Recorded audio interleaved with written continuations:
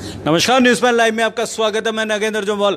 बात करेंगे कश्मीर के लीडर्स की, तो जाहिर सी बात है वो देश विरोधी जो स्टेटमेंट्स है देने से परहेज नहीं कर रहे हैं और आए दिन कोई ना कोई लीडर बाहर निकल के बयानबाजी करता जा रहा है। जिस तरह आज एनसी के यानी कि नेशनल कॉन्फ्रेंस के जो पैटर्न है डॉक्टर फारूक अब्दुल्ला, जो चीफ मुख्यमंत्री भी रह चुके हैं हमारे राज्य के और साथ ही साथ एमपी भी रह चुके हैं और यूनियन मंत्री भी रह चुके हैं, उनका बड़ा बयान आया है आर्टिकल 370 को लेकर। उन्होंने कहा कि केंद्र में बैठी जो मोदी सरकार है, अगर वो आर्टिकल 370 को ख़त्म करेगी तो जाहिर सी बात है जम्मू कश्मीर को फिर से आज़ादी मिल जाएगी जिस तरह पहले मिली थी।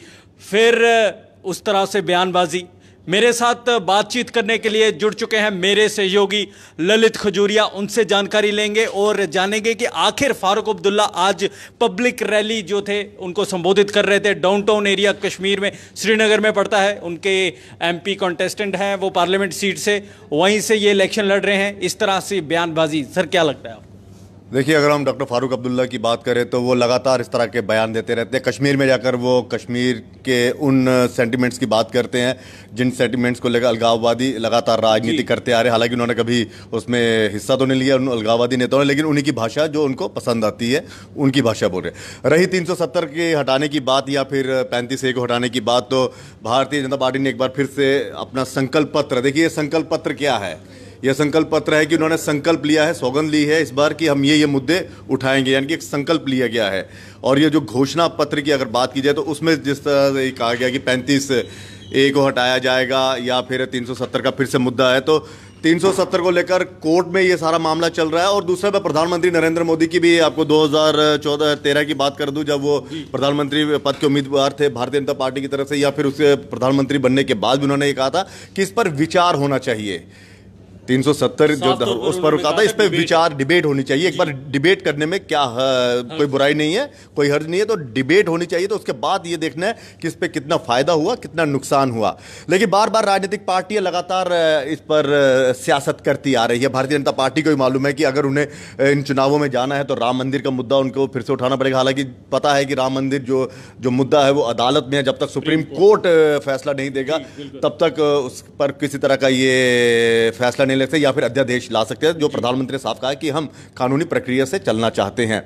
370 का भी मुद्दा अदालत में चल रहा है कि अदालत फैसला तय करेगी, वो जज तय करेंगे कि इस पर रोक लगी रहेगी या उसको हटाना है। लेकिन राजनीतिक पार्टियों को अपना जो संकल्प पत्र, यानी कि भारतीय जनता पार्टी ने जो अपना संकल्प पत्र इसमें इस बार जो जारी किया उसमें ये सारी चीज़ें हैं। और अमित शाह का पूरे कॉन्फिडेंस में ये कहना कि 2020 तक हम इसको हटा देंगे, वो किस तरह से हटाएंगे, कैसे हटाएंगे ये वो जाने, लेकिन इतना है कि इस पर सियासत जरूर हो रही है। रही बात अब डॉक्टर फारूक अब्दुल्ला साहब की, जो आप कह रहे हैं नेशनल कॉन्फ्रेंस के वो हैं और सांसद भी हैं, पूर्व मुख्यमंत्री भी रह चुके हैं यहाँ के, तो उनकी जो भाषा है, मैं बार बार कह रहा हूँ, वो वही भाषा बोलेंगे जो कश्मीर के अलगाववादियों को पसंद आएगी, जो कश्मीर के चंद जो लोग हैं जो चाहते हैं कि यहाँ पर अमन और चैन ना हो, उनको पसंद आएगी, वो भाषा बोलते हैं। दिल्ली में अगर यही हाल रहा तो दिल्ली में जब ये जाते हैं तो कहते हैं कि कश्मीर भारत का अभिन्न अंग है, इसे भारत से कोई जुदा नहीं कर सकता। लेकिन आज ये कहना कि अगर 370 हटी तो यहाँ पर इनका झंडा उठाने वाला कौन होगा, यानी कि इनका झंडा, ये देखिए भारत का, इनका भारत का तो है ही है इनके मुताबिक, यानी कि ये अभी तक भारत को अपना मुल्क नहीं मानते हैं, ये सिर्फ कश्मीर को लेकर ही सियासत करते आ रहे हो। ये कहना कि इनका झंडा कौन उठाएगा, इनका तिरंगा कौन उठाएगा, मतलब ये मैं बार बार स्ट्रेस दे रहा हूं, इनके का मतलब क्या है। डॉक्टर फारूक अब्दुल्ला को ये सबसे पहले ये साफ करना पड़ेगा कि इनका किसको ये बिलोंग करता है, इनका कहने का मतलब क्या है, क्या ये भारतीय नहीं है, क्या ये हिंदुस्तानी नहीं है। और ये सीधा कहते कि अगर इस तरह से हुआ तो ऐसे ऐसी परेशानी हो सकती है। लेकिन ये टॉन्ट मारना, ये तंज मारना और अपने राजनीतिक फायदे के लिए, मुफाद के लिए इस तरह से ये कहना कि इनका, और मुझे लगता है कि केंद्र सरकार को भी अब इनके लिए, इन पर सोचना पड़ेगा। और ये कहना कि झंडा उठाने वाला कौन होगा, तो डॉक्टर फारूक अब्दुल्ला साहब, झंडा जिन्होंने उठाना ना वो सरहदों पर उठा रहे हैं, और जो झंडे के लिए, जो तिरंगे के लिए अपना बलिदान दे रहे हैं ना, उन्हें मालूम है इस तिरंगे की कीमत क्या है। आपने सिर्फ सियासत की है, आपको क्या मालूम तिरंगा क्या होता है और झंडे की जो एक गरिमा क्या होती है। तो ये तिरंगे की बात तो आप मत कहिए कि झंडा उठाने वाले बहुत है, कश्मीर में भी हैं और जम्मू में भी है और पूरे हिंदुस्तान में। आपको कोई ज़रूरत नहीं है इस पर ज़्यादा माथापच्ची करने की, लेकिन ये एक धमकी है, ये कहना कि अगर इस तरह से कुछ हुआ तो ऐसा हो जाएगा, उस तरह से कुछ हुआ तो ऐसा हो जाएगा। आप जावेद राणा की अगर हम बात करें, वो भी इस तरह के बयान देते हैं। अकबर लोन की बात करें, वो भी इस तरह। महबूबा मुफ्ती, चलो वो दूसरी पार्टी, मैं एनसी की बात कर रहा हूं। तो एक किस्म के ये रणनीति के हिसाब से चल रहे हैं कि जो जो मुद्दे होंगे, जिस तरह से ये ज्यादा कश्मीर के फेवर में बात करेंगे और 370 के खिलाफ ज्यादा बोलेंगे या फिर तिरंगे के ऊपर ज्यादा बोलेंगे, तो जो एंटी सोशल एलिमेंट्स है या जो एंटी इंडियंस की उसमें रहते हैं, गतिविधियों में रहते हैं, उनके लिए ये सूट करता है। और ये इस तरह की भाषा बोलने के लिए इनको आज़ादी दी गई है। और आज़ादी किसने दी है? हमारी केंद्र सरकार ने। क्यों दी है?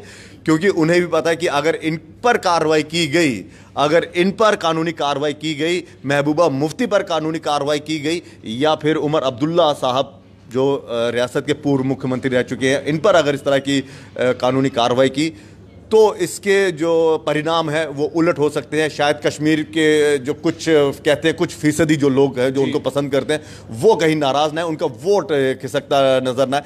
और प्रधानमंत्री नरेंद्र मोदी को भी चाहिए कि ऐसे नेताओं के खिलाफ अब वक्त आ गया चुनावों की। मुझे नहीं लगता कि चुनावों का इंतजार करना चाहिए और ऐसे सर्जिकल इन पर होनी चाहिए। पाकिस्तान पे तो आपने कर दी और पाकिस्तान त्राही त्राही कर रहा है। मजा तब है जब इन पर ऐसी सर्जिकल स्ट्राइक की जाए और सलाखों के पीछे जब इनको डाला जाएगा, तो फिर ये त्राही त्राही करेंगे। फिर पता चलेगा कि भारतीय कानून क्या होता है और भारतीय तिरंगे के खिलाफ बोलना क्या होता है। और रियासत को तोड़ने का जो बयान दिया जा रहा है सिर्फ चंद सेंटिमेंट्स को कैश करने के लिए, फिर पता चलेगा। लेकिन कसूर हमारी केंद्र सरकार का है, जो इनको इतनी ज्यादा आजादी दे रखी है। और क्या कहते हैं उसको आप, एक्सप्रेशन ऑफ फ्रीडम क्या कहते हैं उसमें? वही, उसके आड़ में जो चाहे, जिसका मन कर रहा है, जो आ रहा है वो बोलते जा रहा है। और हमारे नेताओं में इतनी भी ज़्यादा, मैं कहूँगा, फिर ये कहते हैं कि आप इस तरह की भाषा बोल रहे हैं कि आप जर्नलिस्ट होकर ऐसी बातें बोलते हैं, फिर भी इनमें इतना मादा नहीं है हमारी केंद्र सरकार के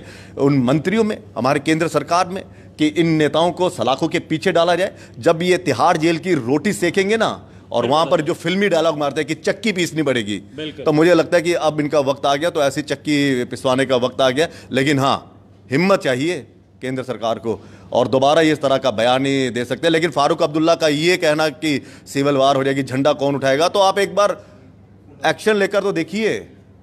आप कह दीजिए ना, हम हिंदुस्तानी नहीं हैं, हम नहीं उठाएंगे। कौन कह रहा है आपको उठाने के लिए? और आपने अभी तक किया भी क्या है? ये पूछा जाए, किया क्या है रियासत के लिए? सिर्फ हिंदू मुस्लिम ही किया, जम्मू कश्मीर ही किया। हालात देख लीजिए ना, आज जम्मू अलग से अपना हक मांग रहा है, कश्मीर अलग से अपना हक मांग रहा है। और साथ में जिस तरह से ये बयानबाजी करते हैं, उसके चलते जम्मू में भी ये लोग आते हैं, यहाँ पे भी पाकिस्तान के फेवर में कभी नारेबाजी होती है, कभी कुछ होता है। अगर ये जो बड़े लीडर्स हैं, अगर इन पे कार्रवाई होगी, यानी कि सर्जिकल स्ट्राइक होगी, कोई कार्रवाई नहीं होगी। ये एक, मैं बार बार कह रहा हूँ, ये चुनावी स्टंट होता है इनका, क्योंकि जो एक जमीन जो है, सियासी जमीन जो, वो खिसकती नजर आ रही है। मुझे एक चीज बताएं, इलेक्शन कमिश्नर नहीं इन पे नोटिस कर रहा है इनको, जिस तरह से ये बयानबाजी कर रहे हैं? नोटिस देखिए, अगर आप आज़ाद उम्मीदवार के तौर पर चुनाव लड़ रहे हैं तो आप हिम्मत करिए इस तरह का बयान देने की, आपका उसी समय पर्चा कैंसिल हो जाएगा।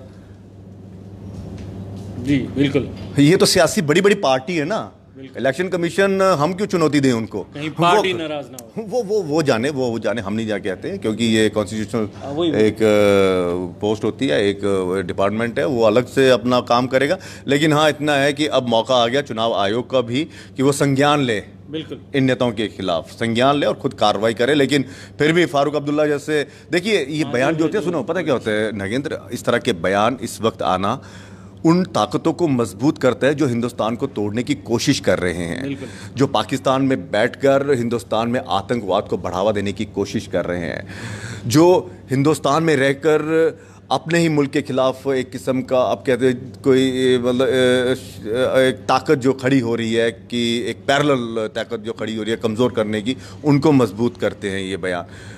कश्मीर में जो शांति से रहना चाहता है उन लोगों के लिए मुश्किल पैदा करते हैं ये बयान, क्योंकि आपको पता है कि कश्मीर की अगर हम बात करें तो कुछ ऐसे लोग हैं, कुछ ऐसी तंजीमें हैं जो हमेशा इस तरह के बयानों का इंतज़ार करती है और बाद में ये कहती हैं एजेंसीज भी, अगर हम बाहर वो बात करें तो वो, या फिर कुछ बड़े बड़े जो सेकुलर पत्रकार होते हैं या फिर बुद्धिजीवी होते हैं, वो भी इन बयानों का इंतज़ार करते हैं और फिर अपने लेख में लिखते हैं, अपने बयानों में कहते हैं देखिए कश्मीर में इतना अत्याचार हो रहा है, 370 को लेकर इस तरह की कार्रवाई हो रही है। जब वहाँ के लीडर 370 को पसंद नहीं करते तो आप इसको हटाने की क्यों कोशिश करें। देखिए ये हटना नहीं हटना, हटाना नहीं हटाना, ये अब मामला चला गया है अदालत में। बिल्कुल, सुप्रीम कोर्ट फैसला करेगा, लेकिन इस पर जो सियासत हो रही है उस पर अब कानूनी कार्रवाई करने की एक वक्त आ चुका है।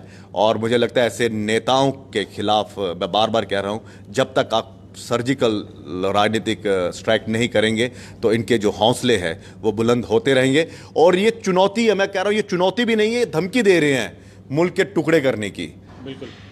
और उन शहीद जवानों के लिए भी ये अपमान करने की कोशिश कर रहे हैं, उनका अपमान कर रहे हैं जिन्होंने हमें शहादत दी है, हमारे जवानों ने। जिस कश्मीर को लेकर हमारे इतने जवान शहीद हो गए हैं, और आज डॉक्टर फारूक अब्दुल्ला साहब ये कह रहे हैं कि हम तय करेंगे, ये फैसला करेंगे हमारे मुस्तकबिल का, और हम आज़ाद हो जाएंगे। जी भैया, आपको आज़ादी चाहिए तो आप चले जाइए ना कहीं और, किसने रोका है? कोई नहीं रोकता। मुझे कहीं जाना होगा तो कौन रोकेगा? रोकेगा क्या?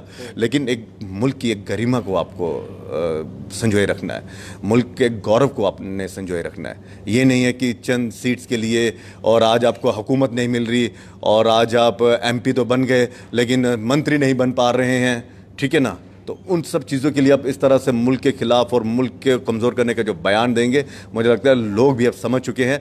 तो लोग जो समझ चुके हैं, और उसी समझ को समझते हुए इन लोगों को भी पता है कि हाँ अब हालात कुछ ऐसे बदल रहे हैं, कुछ लोग समझदार हो रहे हैं, पब्लिक समझदार हो रही है, ना जाने हमें जितवाएगी या नहीं जितवाए, तो इसी तरह के ये बयान दे रहे हैं शायद। सही में, बिल्कुल। बड़ी खबर थी, बड़ी खबर यही थी कि आज फारूक अब्दुल्ला, जो डॉक्टर फारूक अब्दुल्ला हैं, उन्होंने एक बड़ा बयान दिया है आर्टिकल 370 को लेकर। डाउनटाउन में जो श्रीनगर में पड़ता है इलाका, वहां पे उन्होंने पब्लिक रैली को संबोधित करते हुए कहा कि अगर मोदी सरकार 370 को हटाती है तो हमें फिर से आज़ादी मिल जाएगी, और इनका झंडा कौन उठाएगा मैं देखूंगा, यह कहना था डॉक्टर फारूक अब्दुल्ला का। लेकिन प्रश्न उठता है अब केंद्र सरकार पे कि वो कब एक्शन लेते हैं ऐसे नेताओं पे जो जिस तरह से ये बयानबाजी कर रहे हैं, देश विरोधी जो ताकतें हैं उनको वो ताकत और बढ़ावा दे रहे हैं। फिलहाल न्यूज़ पॉइंट में इतना ही। मुझे यानी नगेंद्र जम्वाल को, उनके सहयोगी ललित खजूरिया और कैमरामैन राकेश कुमार के साथ दीजिए इजाजत। शुक्रिया।